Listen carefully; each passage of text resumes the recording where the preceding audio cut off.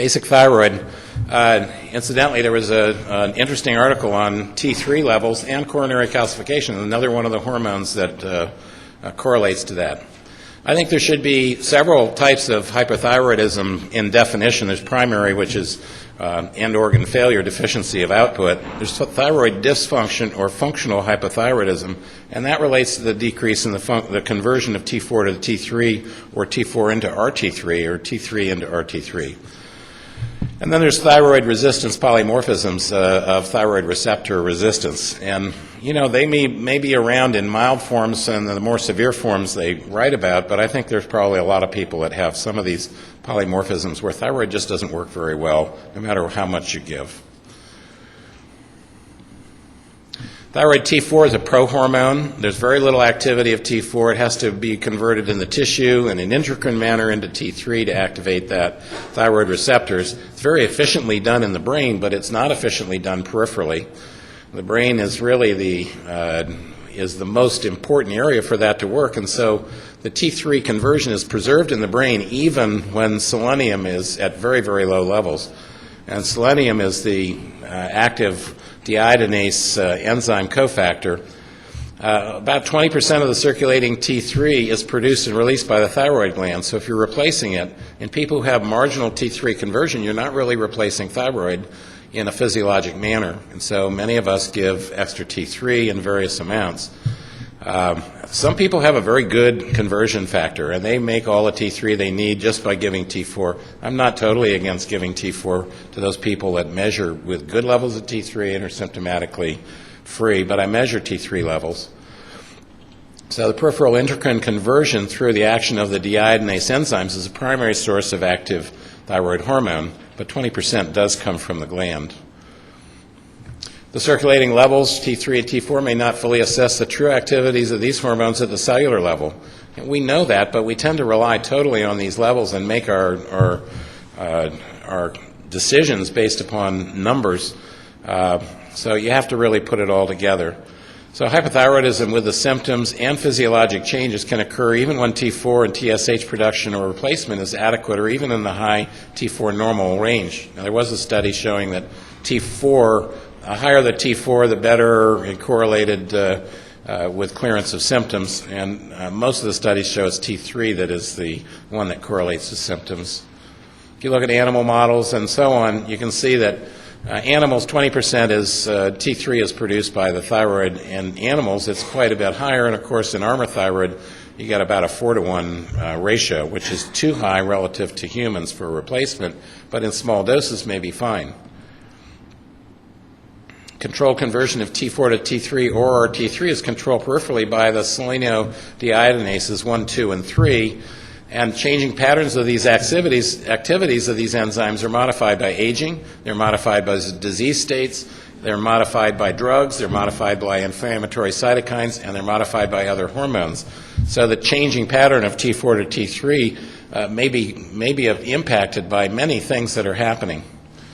Control of thyroid activity within each cell is based upon activation of the nuclear thyroid receptor, TR. TR is only bound by T3, not T4.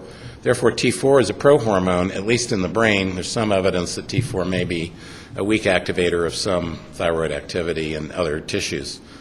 If all tissues are exposed to the same plasma levels of T4 and T3, tissue control variables then control the activation through TR or T3 binding by the rate of importation of T4 and the rate of conversion of T4 to T3 by D2 and deactivation by D3.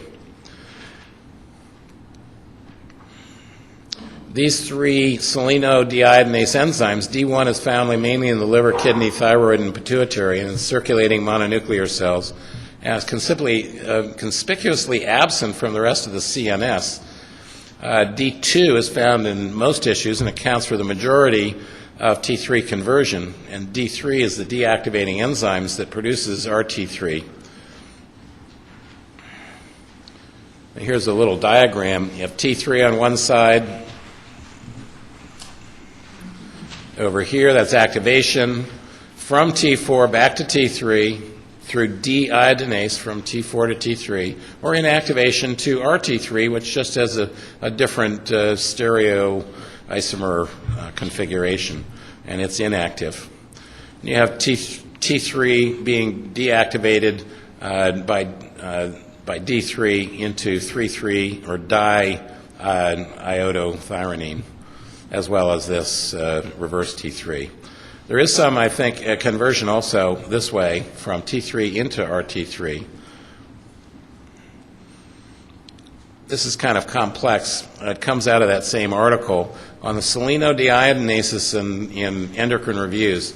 It's well worth reading because it talks about all these different hormonal linkages between the different hormones that affect the various conversion rates of T3 by growth hormone, testosterone, estrogen, and so on.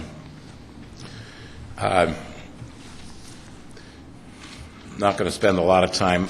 I think you get the idea that this conversion is malleable and appears and may be changed in different states.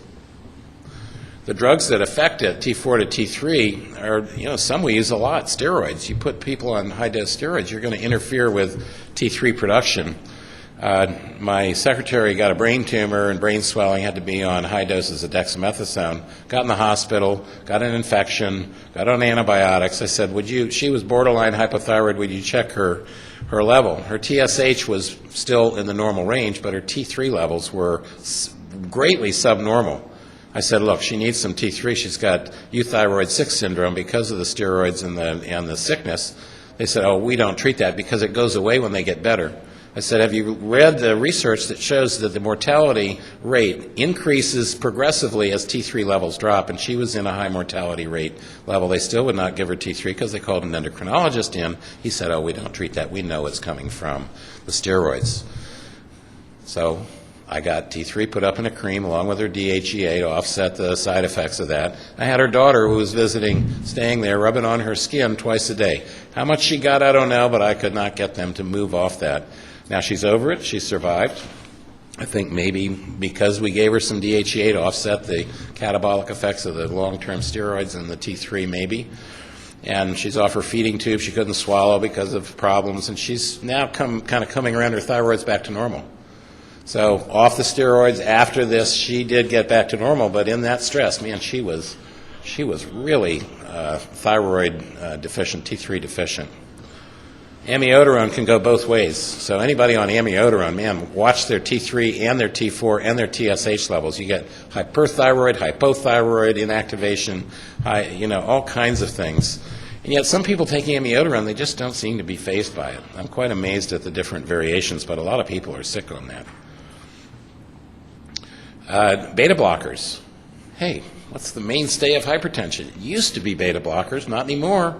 How come? They found beta blockers do not protect you against stroke and heart attack, despite a drop in blood pressure. It took them 30 years to figure that out until they learned it long-term mortality studies and pooled their data. And you look now, in Europe they've dropped beta blockers as part of the primary intervention. It's only there for arrhythmias and so on, heart failure and specific indications as a co-treatment. And in this country they're resisting that, but they love their Toprol. PTU, Tapazole, that does help to treat the hyper, but it also interferes with the T3, and really they can. And I've seen the TSH coming down. You measure the T3 levels, and some of them will drop through the floor, and yet their TSH is kind of normal or high normal, but the T3 is very, very low. They're over treating them, even though their TSH isn't quite normalized. So it makes it tough. Synthetic progestins, particularly the MPA, does have an effect, whereas regular progesterone in normal doses doesn't seem to. So another, stab in the heart of MPA. Elevated insulin, hyperinsulinism, excessive treatment of diabetics will also lower it. And then SSRIs and phenothiazines, and there's probably a whole range of other drugs.